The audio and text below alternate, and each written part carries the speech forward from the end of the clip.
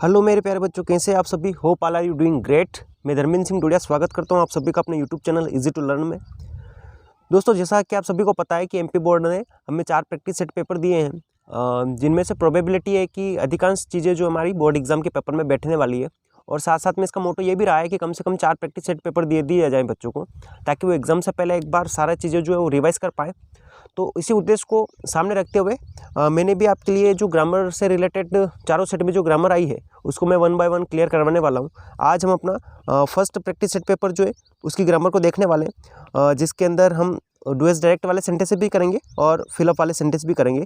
तो ये अगर हम सारे सेंटेंसेस को एक बार थोड़ा सा रिकेप कर लेंगे ना, तो हमारी सारी ग्रामर से रिलेटेड क्यूरीज है वो क्लियर हो जाएगी। मैंने भी यहाँ पर जो सेंटेंस रखे हैं उनका मेन मोटो यही है कि मैं उनसे रिलेटेड कुछ और भी चीज़ें जो होती हैं उनको भी आपको एक्सप्लेन करता हुआ मैं चलूँगा। चारों सेट की ग्रामर में करवाऊंगा। उसके बाद जो top most important question answer जो है उनको भी मैं 1 बाय 1 आपको प्रोवाइड करवा दूंगा। तो कम से कम आपकी श्योरिटी हो जाए कि आप एग्जाम में 101% पास हो जाओगे। क्वेश्चन आंसरों को भी मैंने जो बनाए हैं वो काफ़ी शॉर्ट ट्रिक्स बनाए हैं, तो एक बार इसको देख लीजिए, एक बार इन वीडियो को देख लीजिए ग्रामर के। इसके बाद मैं जब अपना क्वेश्चन आंसर वाले पोर्शन को अपलोड करूँगा तो उनको भी 1 बाय 1 आप देख लीजिएगा। 101% श्योर है कि आप एग्जाम में पास हो जाएंगे। बच्चे इंग्लिश से बहुत डरते हैं, लेकिन इंग्लिश ऐसा कुछ नहीं है। काफ़ी सिंपल लैंग्वेज है, काफ़ी प्यारी लैंग्वेज है। आप इसको फील के साथ में पढ़िए, अच्छे से समझ में आएगी। चलिए बिना वेट किए, देरी किए शुरू करते हैं हम अपना आज की इस वीडियो लेक्चर को। ठीक है, इसमें हम सबसे पहले फिलअप वाले सेंटेंसेस जो इनको देखने वाले हैं। तो चलिए देखते हैं अपना पहला सेंटेंस। लिखा है भाई कि सुरेश इज़ द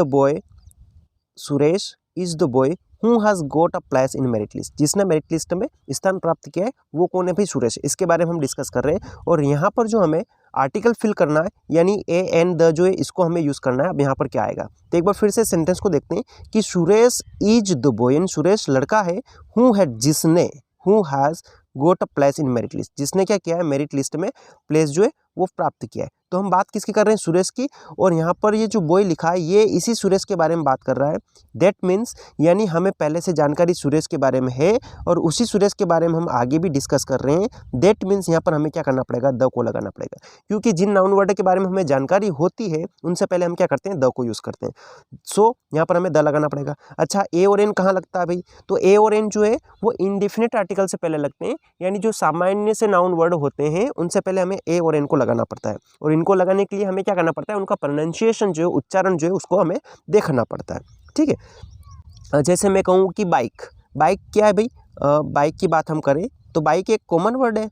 ठीक है, हर कहीं हमें देखने को मिल जाता है। और इसका प्रोनाउंसिएशन जो है वो कहीं से होता है? वो ब से होता है। दैट मीन्स हिंदी का उच्चारण इसका ब से हो रहा है, ये व्यंजन से शुरू होता है। तो इसके लिए हमें क्या करना पड़ेगा? अ बाइक लगाना पड़ेगा। वहीं अगर हम बात करें एलिफेंट की, ELEPHANT, एलिफेंट की। ठीक है, तो एलिफेंट क्या है भाई? एलिफेंट हमें हर कहीं दिख जाता है, कॉमन नाउन है। ठीक है, हर कहीं हमें दिख जाता है, कोई इंपॉर्टेंट नहीं है इसका। बहुत सारे एलिफेंट होते हैं और इसका हम उच्चारण जो है वो एलिफेंट करते हैं। सबसे पहले ए उच्चारण आता है, स्वर में आता है, तो इससे पहले हमें क्या करना पड़ेगा? एन को लगाना पड़ेगा। दैट इज क्लियर होगा आपको शायद। ठीक है, वहीं द का यूज़ करने से रिलेटेड, वहीं द का यूज़ कहाँ कहाँ होता है इससे रिलेटेड अपने जो रूल जो है वो मैं ऑलरेडी आपको करवा चुका हूँ आर्टिकल की वीडियो में। तो बहुत सारे रूल होते हैं इसके। खगोलीय पिंडों से पहले हमें लगाना होता है, धार्मिक ग्रंथों से पहले हमें लगाना होता है, धार्मिक बुकों से पहले हमें लगाना पड़ता है ना, ऐतिहासिक इमारतों से पहले लगाना पड़ता है। ठीक है, ऐसे इसके बहुत सारे टेबल बना रखी है, मैंने एक वीडियो बना रखा है, उसके अंदर देख लेना आपको कि इसके 5-7 रूल होते हैं। तो ठीक है, ये आपको समझ में आ गया होगा। देन अगले सेंटेंस पर हम चलते हैं। सेंटेंस अपना कि हाउ टाइम डू यू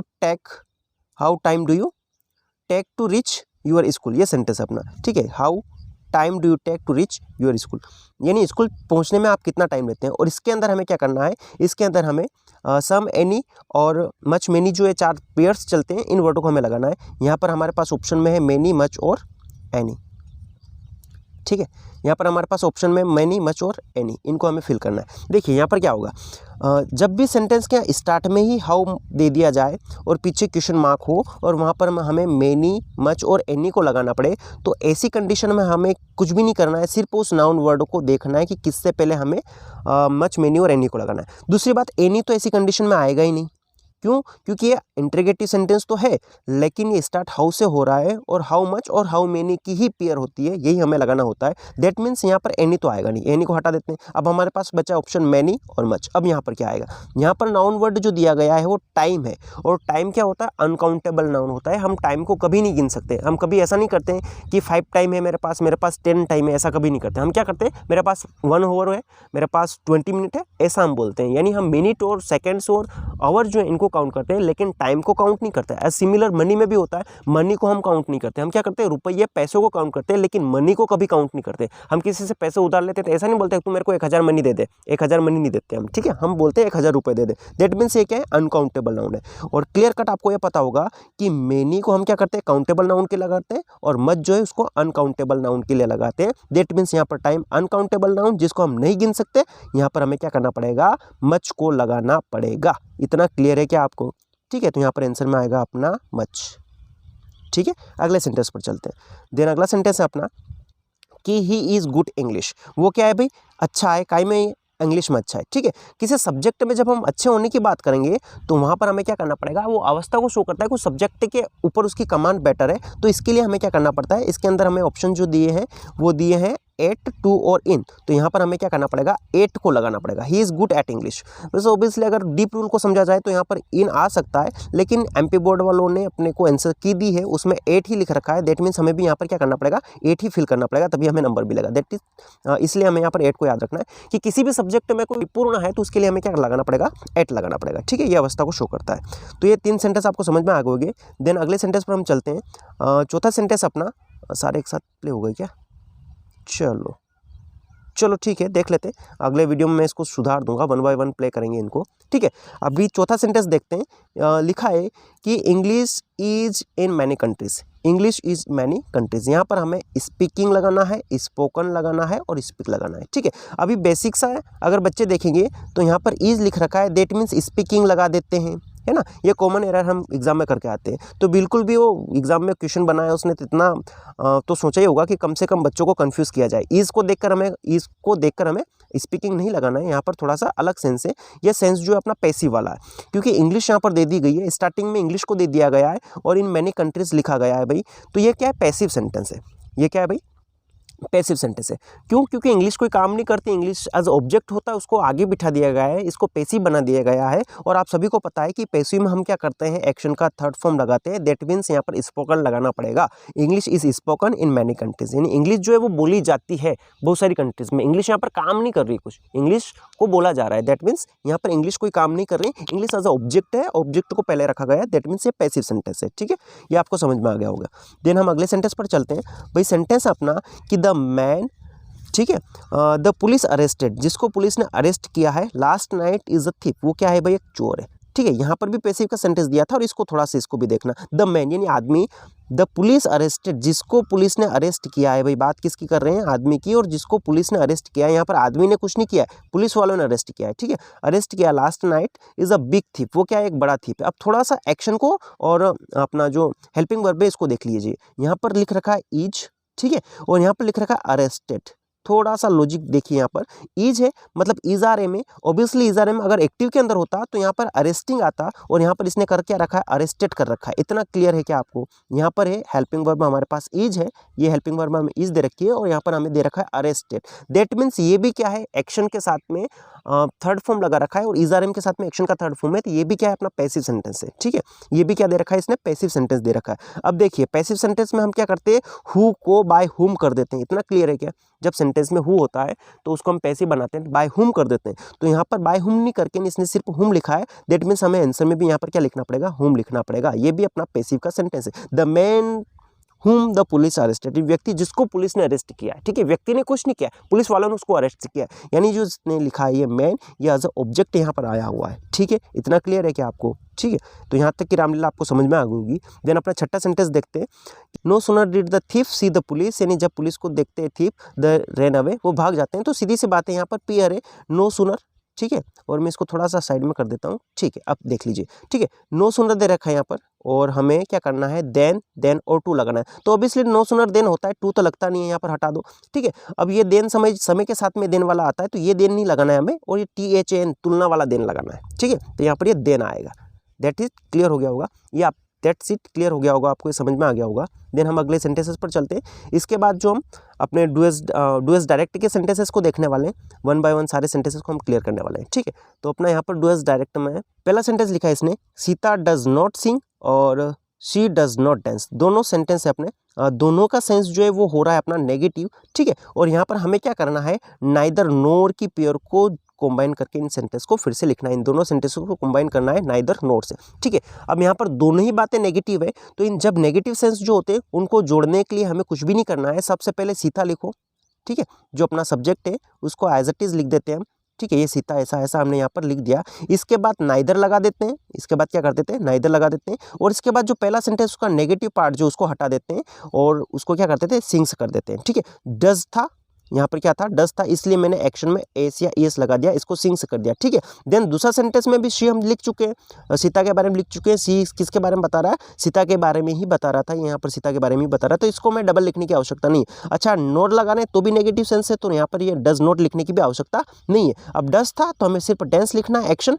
अब डज है तो मैंने डेंसेस कर दिया। क्या कर दिया हमने आंसर, कि सीता नाइदर सिंग नॉर डेंसेस। क्लियर है क्या? एक बार फिर से देख लीजिए इसको कि भाई सेंटेंस अपना क्या था कि सीता डज नॉट सिंग, यानी सीता ना तो गाती है और डज नॉट डांस, ना ही वो नाचती है, ठीक है। दोनों सेंट नेगेटिव वाले थे, दोनों ही सेंटेंस नेगेटिव सेंस वाले थे और हमें इनको नाइदर नोर से कंबाइन करना था। तो बेसिक सी बात है, इनको कंबाइन करने के लिए हमें क्या करना पड़ता है, जब भी सेंटेंस सिमिलर चीज़ों को हमें क्या कर देना होता है, हटा देना होता है, ठीक है। देखो सिमिलर चीज़ें यहाँ पर क्या है, डज नॉट इसमें भी है, डज नॉट इसमें भी है। दूसरी बात, यहाँ पर सीता के बारे में बात कर रहे हैं और उसी सीता के बारे में यहाँ पर इसने प्रोनाउन लिखा है शी, तो इसको भी हमें सेंटेंस में से हटाना पड़ेगा। इतना क्लियर है क्या? अब हमें क्या करना है, नाइदर नोर को कंबाइन करना करते हैं। सबसे पहले सब्जेक्ट लिखा जाता है, ठीक है, लिख दिया मैंने, नाइदर नोट के लिए सब्जेक्ट लिख दिया। अब ये डज नॉट की जगह हमने क्या कर दिया, इस नाइदर को बिठा दिया, इसका मतलब भी नोट ही होता है। डज नॉट हटा दिया, नाइदर लगा दिया। अब डज नॉट हटाया है तो यहाँ पर एस या एस तो हमें क्या करना पड़ेगा, लगाना पड़ेगा ना एक्शन में, क्योंकि डज दे रखा है।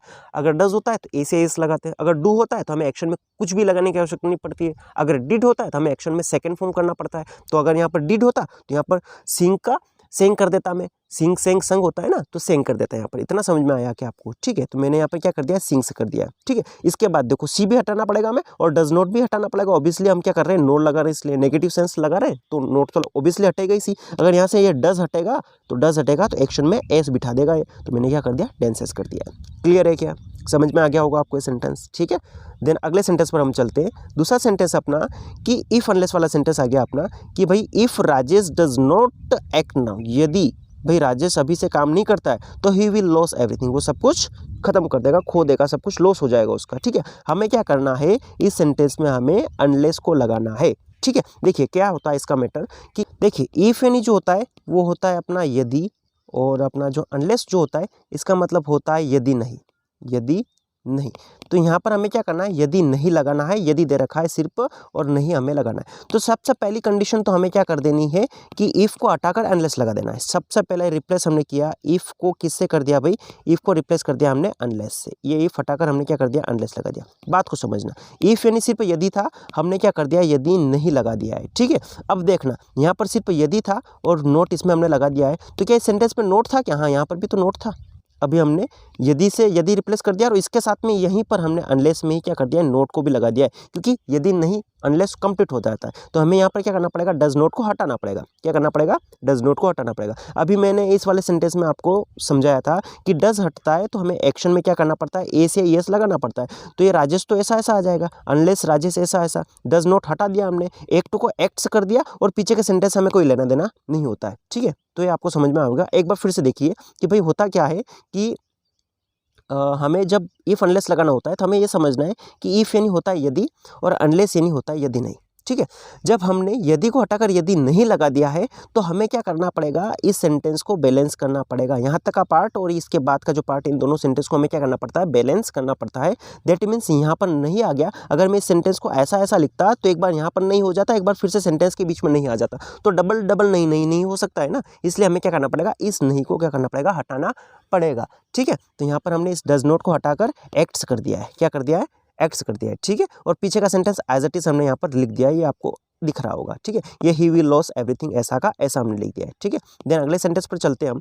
अगला सेंटेंस अपना द जर्नी वॉज लॉन्ग, ठीक है। सेंटेंस क्या है भाई कि द जर्नी वॉज लॉन्ग, इसमें हमें क्या करना है वो भी देख लेते हैं थोड़ा सा। इसमें हमें 2 को लगाना है, क्या करना है 2 को लगाना है, ठीक है। तो देखो the journey was long, journey क्या है काफ़ी लंबी है, एवरीवन एंजॉय इट, और सबने इसको क्या किया है एंजॉय किया है। इसको भी हमें क्या करना है कॉम्बाइन करना है। कॉम्बाइन करने का मतलब हमें जोड़ना है, दोनों सेंटेंस को क्या करना है एक करना। अब ये कैसे होगा कि भाई कुछ भी नहीं करना, हमें 2 लगा देना है इसमें, सिर्फ 2 से कॉम्बाइन करने का कहा था ना इसने, तो हमने क्या कर देना है सिर्फ 2 को लगा देना है। क्या कर देना है इस 2 को हमें क्या कर देना है पुट कर देना है। देखो कैसे, the journey was long, journey क्या थी लंबी थी, काफ़ी लंबी है जर्नी, एवरीवन एंजॉय, और 2 का मतलब होता है यद्यपि फिर भी, इसके बावजूद भी सबने क्या किया एंजॉय किया। जर्नी काफ़ी लंबी थी फिर भी लोगों ने एंजॉय किया, ये वाला सेंस है। तो दो द जर्नी वॉज लॉन्ग, यद्यपि जर्नी लंबी थी, यात्रा जो है काफ़ी लंबी थी, एवरीवन एंजॉय इट, सभी ने इसको क्या किया है भाई एंजॉय किया। इस सेंस में हमें इसको क्या करना पड़ेगा लगाना पड़ेगा। तो 2 कुछ भी नहीं है, सबसे आगे 2 बैठ जाएगा, अपना काम हो जाएगा, ठीक है। देन अगले सेंटेंस पर चलते हैं अपना। अगला सेंटेंस है कि शी हर्ट्स हर। इस सेंटेंस को हमें क्या करना है भाई, इस सेंटेंस को हमें नेगेटिव बनाना है। देखते हैं यहाँ पर हो क्या रहा है भाई। यहाँ हो लिख रखा है कि शी हर्ट्स हर फ्रेंड, वो अपने दोस्त जो है उसको क्या करती है हर्ट करती थी, सेंस है करती थी का सेंस है यहाँ पर पास्ट है, और पास्ट क्यों मैं अभी आपको समझा रहा हूँ। देखो अगर ये प्रेजेंट होता क्या होता, प्रेजेंट इंडेफिनिट का सेंटेंस होता। और एक और बात समझिए, यहाँ पर कोई हेल्पिंग वर्ब है क्या सेंटेंस के अंदर, बिल्कुल कोई हेल्पिंग वर्ब यहाँ पर नहीं दे रखी है। तो 2 ही टेंस होते हैं ऐसे जिसके अंदर कोई हेल्पिंग वर्ब नहीं होती है, एक तो होता है प्रेजेंट इंडेफिनिट और एक होता है पास्ट इंडेफिनिट। इन सेंटेंसों को हमें क्या करना पड़ता है, उनकी एक्शन जो होती है उससे पहचानना पड़ता है। यहाँ पर हर्ट से लिख रखा है ना, तो हम इस सेंटेंस को हर्ट से ही पहचान रहे हैं। अब देखिए अगर ये प्रेजेंट का होता तो यहाँ पर सिंगुलर सब्जेक्ट है शी, ठीक है। अगर ये प्रेजेंट का होता तो यहाँ पर वो हर्ट्स लिखता कि नहीं लिखता, यहाँ पर वो क्या लिखता है HURTS हर्ट्स करता, क्या करता हर्ट्स करता अगर ये प्रेजेंट का होता तो। यदि ये प्रेजेंट का नहीं है तो इसने क्या कर रखा है, ये एक्शन का थर्ड फॉर्म लगा रखा है। बेसिक सी बात है कि यहाँ पर एक्शन का क्या है, ये थर्ड फॉर्म है। क्यों, क्योंकि हर्ट एक ऐसा वर्ड है जिसके तीनों ही फॉर्म सेम होते हैं, hurt hurt hurt, cut cut cut, shut shut shut, put put put. ये ऐसे कुछ कॉमन इरेगुलर वर्ब होते हैं जिनकी तीनों ही फॉर्म क्या होती है लगभग सेम होती है, इसलिए यहाँ पर इसने क्या कर रखा है हर्ट्स कर रखा है। इतना क्लियर है कि आपको ये एक्शन का कौन सा फॉर्म है, अपना सेकेंड फॉर्म है। कौन सा फॉर्म है, सेकेंड फॉर्म है। इतना क्लियर हुआ कि आपको अगर फर्स्ट फॉर्म होता है एक्शन का तो यहाँ पर हर्ट्स करता है, क्योंकि यहाँ पर सब्जेक्ट अपना क्या है शी है। अब इसका हमें नेगेटिव बनाना है, तो बेसिक सी बात है इन दोनों ही टेंस के अंदर हमें नेगेटिव बनाने के लिए डू नॉट, डज नॉट और डिड नॉट लगाना पड़ता है। डू नॉट और डज नॉट जो है वो प्रेजेंट इंडेफिनिट में लगते हैं, और डिड नॉट जो है पास्ट इंडेफिनिट में लगता है। अभी मैंने कहा कि ये हर्ट एक्शन का सेकंड फॉर्म है, और ये एक्शन का सेकंड फॉर्म क्यों है, क्योंकि यहाँ पर शी है, और अगर फर्स्ट फॉर्म होता तो यहाँ पर हर्ट से करता, नहीं कर रखा है, दैट मीन्स पास्ट फॉर्म है। पास्ट है तो यहाँ पर डिड लगाना पड़ेगा हमें। क्लियर है क्या, डिड लगा के हम सेंटेंस को बना देते हैं। सी ऐसा ऐसा हमने लिख दिया, ठीक है। सी को लिखने के बाद हमने क्या कर दिया है, डिड नॉट को लगा दिया है, और ये हर्ट के तीनों फॉर्म सेम होते हैं तो ये as it is first form में लिख दिया हमने, और हर फ्रेंड ऐसा का ऐसा हो गया, ठीक है। अगर बाय द वे यहाँ पर हर्ट्स करता हो, क्या करता बाय द वे सेंटेंस में वो लिख देता कि शी हर्ट्स, क्या कर देते हैं यहाँ पर एस जोड़ देते हैं, क्या जोड़ देते हैं एस जोड़ देते हैं। तो हमें क्या करना पड़ता है, शी ऐसा ऐसा हर्ट्स है, तो हमें क्या करना पड़ता है, एक्शन में एस या एस लगा रखा है, दैट मीन्स डज लगाएंगे, तो यहाँ पर डिड की जगह क्या हो जाता है डज नॉट हो जाता, और हर्ट ही लिखते हैं हम। क्यों, क्योंकि हर्ट्स नहीं लिख सकते, इसको कॉमन फॉर्म में लाना पड़ेगा, तो हर्ट लिखेंगे। क्लियर है क्या, ठीक है। तो ये सेंटेंस भी आपको समझ में आ गया होगा। देन अगले सेंटेंस पर चलते हैं अपना। 5वां सेंटेंस है I don't know why he has come here. इसमें हमें करना क्या है भाई, इसमें हमें आइडेंटिफाई करना है अंडरलाइन क्लोज। क्लोज कौन सा है इसको हमें समझाना है, और अंडरलाइन पार्ट में सिर्फ इसी में क्लोज है भाई अपना। क्लोज का मैटर काफ़ी सिंपल होता है, लेकिन बच्चे बहुत डरते हैं इससे। क्लोज कुछ भी नहीं है। क्लोज में होता क्या है भाई, 3 टाइप के क्लोज होते हैं। एक होता है भाई नाउन क्लोज, एक होता है एडजेक्टिव क्लोज, और एक होता है एडवर्ब क्लोज, ठीक है। अगर हम 2 को आइडेंटिफाई कर पाते हैं तो तीसरा तो by the way already identify हो जाता है, ठीक है।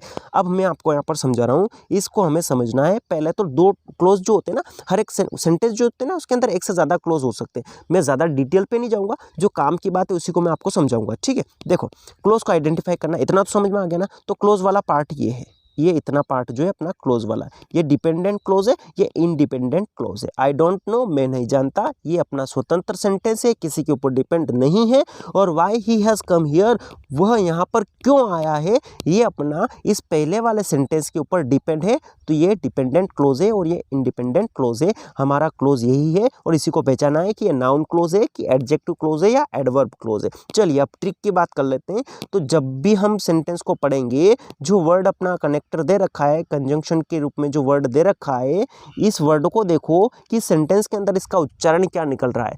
इसका उच्चारण क्या निकल रहा है सेंटेंस देखना। आई डोंट नो, मैं नहीं जानता हूँ। Why he has come here, वो यहाँ पर क्यों आया है। इस वाई का उच्चारण जो हम क्या कर रहे हैं, क कर रहे हैं, क्यों बोल रहे हैं ना, क्यों आया है, वह क्यों आया। जब क उच्चारण होता है तो वहाँ पर अपना सीधी सपाट बात है कि नाउन क्लोज होता है। जब भी किसी वर्ड का एज ए कंबाइन करने के लिए एज ए अपना जो कंजंक्शन वर्ड जो होता है उसका उच्चारण अगर क से होता है तो वो नाउन क्लोज ही होता है। 101% कंपलसरी है कि वो नाउन क्लोज होगा। तो यहाँ पर वाई का उच्चारण जो है वो क से निकल रहा है कि क्यों आया है। सेंस क्या भाई, कि वह क्यों आया है, इस सेंस में आया है तो यहाँ पर नाउन क्लोज ही होगा।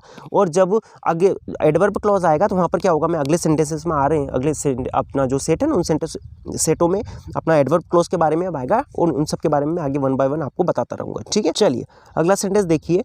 यहाँ पर दिया है the man is my neighbour. पहला सेंटेंस क्या है भाई कि the man is my neighbour, the man is talking to your uncle. ये दो सेंटेंस हमारे पास। और क्या बोला इसने, फिर से बोला कॉम्बाइन करो इन सेंटेंस को किससे, एडजेक्टिव क्लोज। चलो मैं अभी बोल ही रहा था कि आगे जहाँ सेंटेंस आएगा वहाँ मैं समझा दूंगा। लो यहाँ पर आई गया है सेंटेंस तो इसको यहीं पर समझ लेते हैं भाई होता क्या है भाई। अभी वैसे ऐसे सेंटेंस आए हमारे पास जब दो सेंटेंस दे रखे हों और उनको हमें वो बोल रहा है कॉम्बाइन करने का, तो वहाँ पर आप तो क्लोज के ऊपर भी मत जाओ, आप तो सिर्फ उन दोनों सेंटेंस का हिंदी सेंस समझो और ये समझो कि किस वर्ड से कॉम्बाइन हो सकते हैं, बस खत्म का इतना कर दो आप तो कि किस वर्ड से कॉम्बाइन हो सकते हैं, उस वर्ड को लगा दो। 101% वो वर्ड अपना जो क्लोज उसने बोला है वही होगा। ज़्यादा लोड नहीं लेना, कौन सा क्लोज है किस से जोड़े, एडवर्ब क्लोज से कहीं से जोड़ेंगे, एडजेक्टिव क्लोज से कहीं से जोड़ेंगे, इतनी रामलीला नहीं पालनी हमें। सिर्फ देखो कि दोनों सेंटेंस जुड़ कहीं से सकते, बस उतना काफ़ी है। अभी यहाँ पर देखते हैं कि देखो इसमें पहले तो कॉम्बाइन करने के लिए हमें क्या करना पड़ेगा, सिमिलर पार्ट को ढूंढना पड़ेगा। सिमिलर पार्ट क्या भाई, द मैन इज और द मैन इज क्या सिमिलर है क्या, 101% ये दोनों चीजें क्या है, सिमिलर है। अब हमें क्या करना है, इन दोनों को ही तो कंबाइन करना है, इन दोनों को ही तो कम करना है। कंबाइन करना मतलब कम करना। अब कैसे करेंगे देखिए, आगे हम आंसर देखते हैं इसका। लिखा क्या है भाई कि द मैन, तो एक बार तो लिखना पड़ेगा हमें, the man is my neighbour, यानी वो व्यक्ति मेरा नेबर है। The man is my neighbour यानी व्यक्ति मेरा नेबर है। अब बात फिर से हम उसी की कर रहे हैं, द मैन की ही कर रहे हैं। अब हम किसको कर रहे हैं कॉम्बाइन, व्यक्ति को ही कॉम्बाइन कर रहे हैं डबल से। जब हम व्यक्ति को ही डबल से कॉम्बाइन करते हैं तो वहां पर हमें क्या करना पड़ता है, पर्सन को कॉम्बाइन करने के लिए हु को लगाना पड़ता है। किसको लगाना पड़ता है, हु को लगाना पड़ेगा। हु इज, अब देखना मैंने मैन को हटाकर क्या रिप्लेस कर दिया, यहाँ पर हु रिप्लेस कर दिया, क्योंकि व्यक्ति का इससे जुड़ता है, हु से जुड़ता है। कोई वस्तु जुड़ेगी किसी ऑब्जेक्ट के बारे में जुड़ेगा, किसी ऑब्जेक्ट के बारे में डिटेल बताएंगे तो विच से बताएंगे, ठीक है। किसी प्लेस के बारे में बताएंगे तो वेयर से बताएंगे, ठीक है। समय के बारे में एक्सप्लेनेशन देंगे तो व्हेन से देंगे, ठीक है।